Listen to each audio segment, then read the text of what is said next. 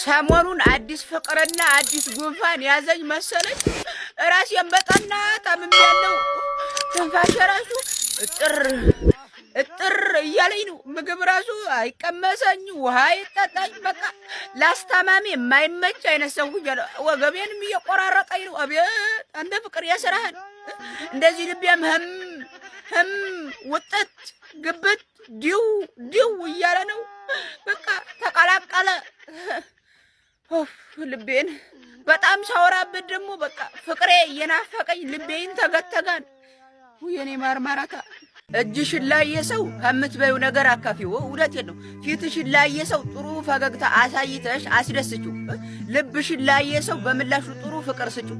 ላከበረሽ ሰው አንቺም ከራስሽ በላይ አክብሪው። ጀርባውን ላዞረብሽ ሰው አንቺም ማዞር ሳይሆን ረግጠሽው ለፊ። እውነቴን ነው። እናንተ አሁን ችግራችሁ ማንን መርገጥ ማንን ጥሎ መሄድና ማንን ማክበር እንዳለባችሁ አታውቁም። እናንተ የምታከብሩት የሚረግጣችሁን፣ ፊት የሚነሳችሁን፣ የሚሰድባችሁን፣ በንጹህ ልቡ የሚወዳችሁን የሚያከብራችሁን። ይሄ ደነዝ ምን አይገባውም እንዴ? ይሄ ነው የእናንተ መልስ። ማሰባችሁንም አቁማችሁ በስንቱ ልፍረድ እንዴ? መከራ ፈጣሪ ይመስገን። ልቧ ትልቅ ስለሆነ ሁሉንም ማፍቀር ትችልበታለች። ያንንም ማፍቀር ይሄንም ማፍቀር ለሁሉም ይበቃል። ተኗኗር ናታ። ምን ችግር አለ? የተመሰገነ ይሁን። ልብሽ በጣም ቻይ ነው። ለኔም ለዛም ለዚህም ለሚመጣውም ለሚሄደውም ትሰጣለህ። ይሄ ደግሞ ልዩ ስጦታ ነው። ለአንቺ ብቻ ነው የታደለው። የተመሰገነ ይሁን። ሁሉን አፍቃሪ ሚስት ሰጠኝ። ለዛም ነው አሁን እኮ ተወለደ ተኖረ ባንድ እኮ ታሰበ ከአንቺ ጋር ተበላ ምናምን ተዋ አልበዛም እንደ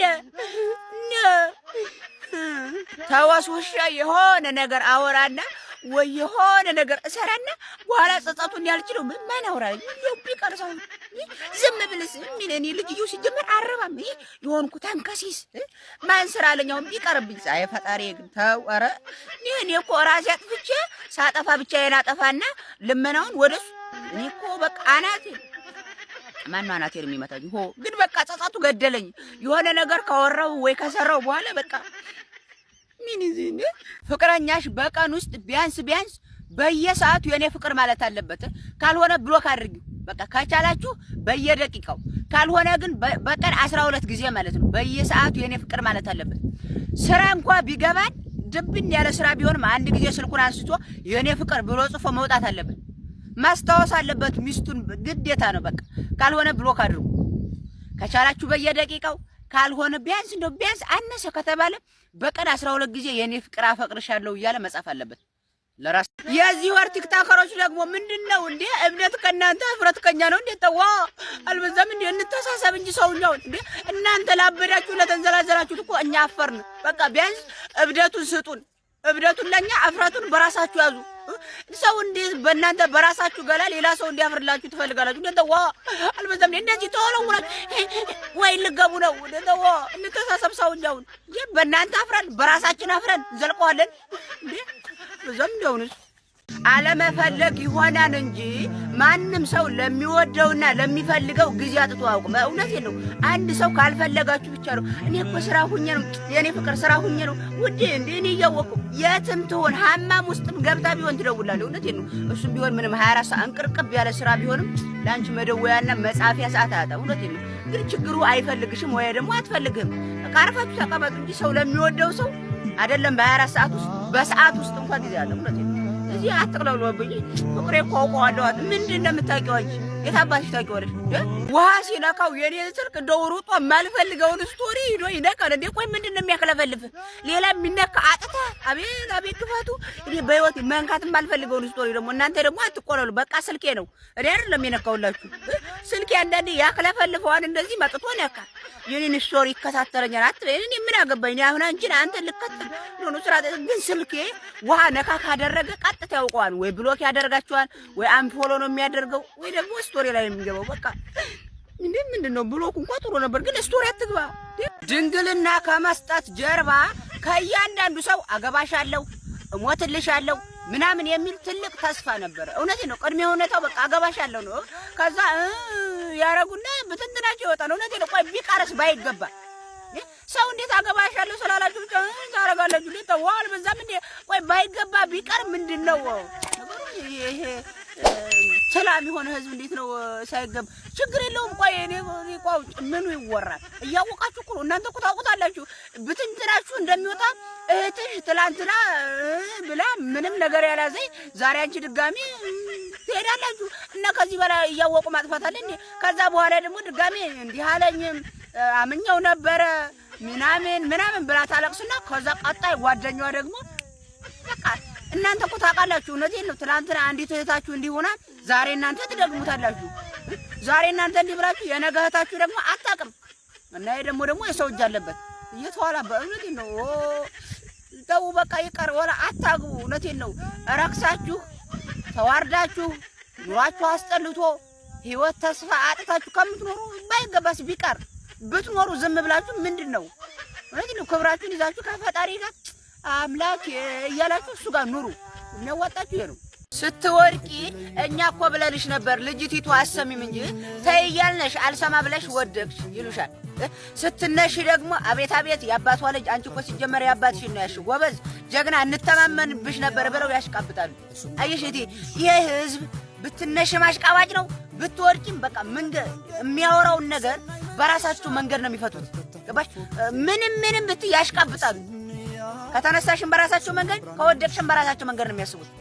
ስለዚህ ስለ ሰው አትጨነቁ፣ ሰው አታማቁ። በቃ የሚመስላችሁ ነገር ስሩ።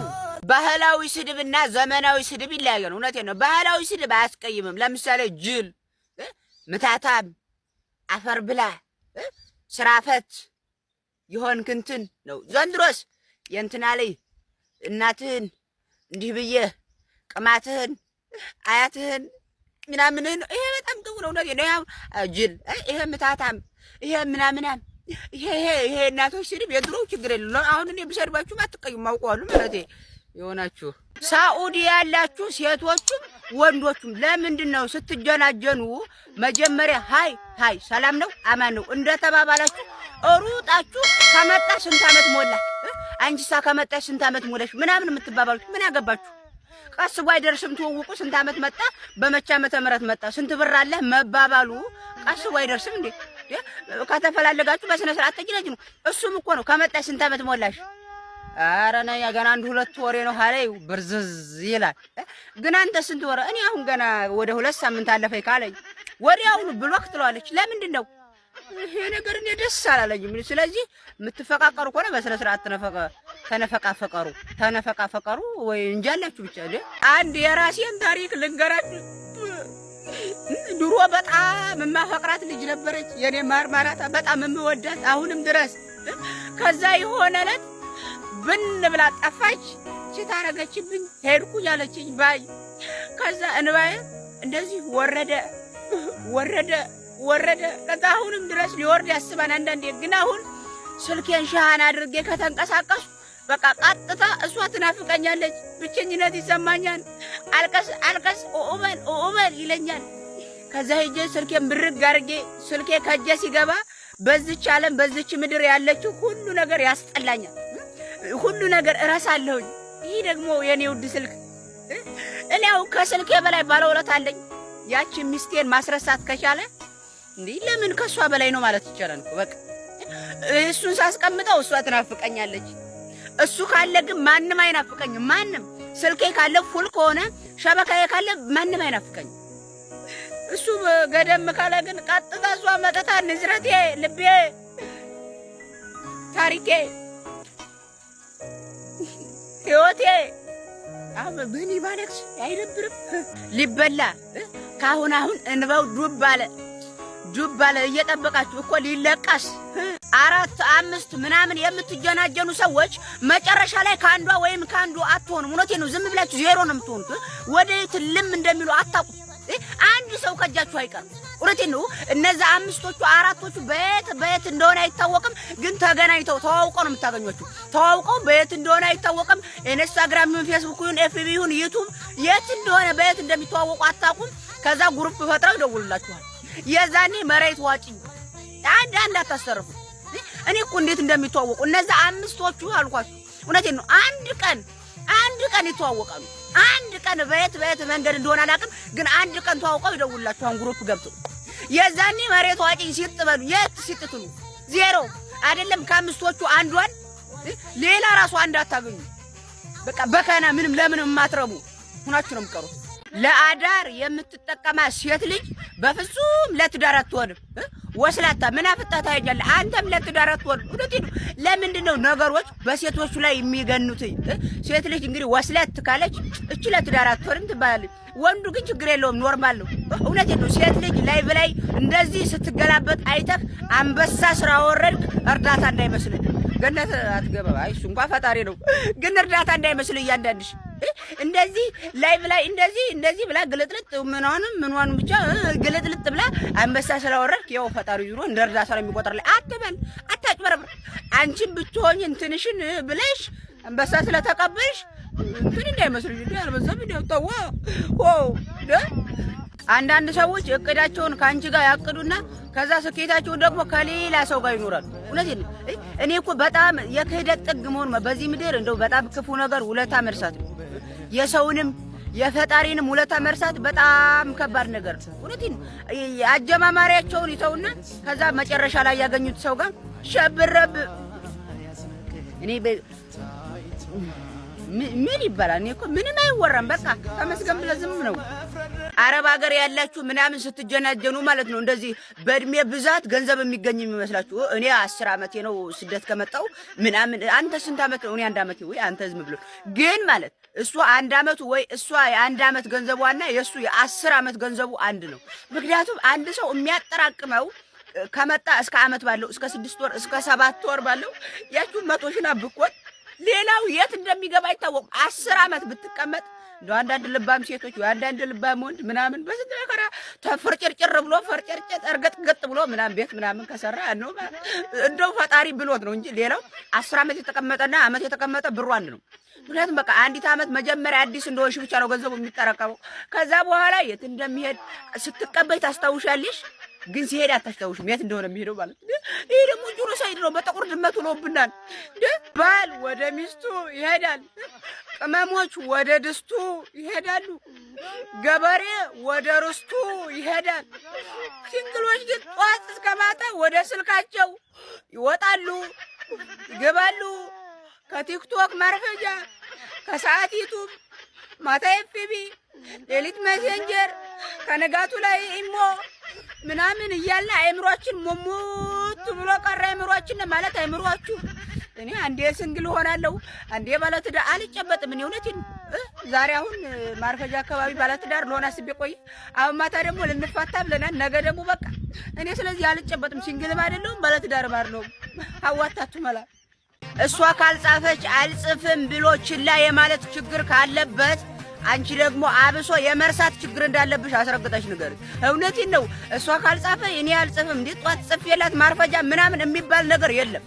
ፍቅር ከተባለ ፍቅር ነው። በስነ ስርዓት ተላላጡ እንጂ ማርፈጃ ጽፌያለሁ ምናምን የሚል ከሆነ አንቺ ደግሞ አይምሮሽ ጭራሹን ቢዚ አድርጎ የሚረሳ አይምሮ እንዳለሽ አስረግጠሽ ንገሪውም አሳዩም ተግብሪው እንጂ ወይ አባትዬ ልክ ነህ እኮ አባትዬ ጧት ጽፈህ እውነትን ነው ይቅርታ መዳሜ እንዲህ ብላኝ በቃ ስራውን ተወን። ለማን ብለሽ ነው የምታዪው?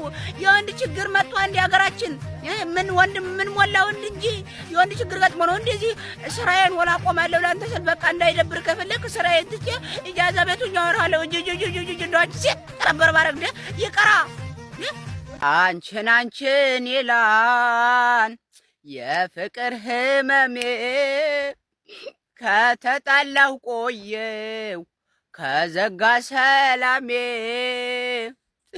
አቅም እንደሌለኝ እያወቅሽ ፍቅሬ ሆይ ምነው ጨከንሽብኝ? ወንድም የለሽም ሆይ የኔ ምናምን እንዴ ሆነ እያወቅሽ ምነው ጨከንሽብኝ? ወንድም የለሽም ወይ?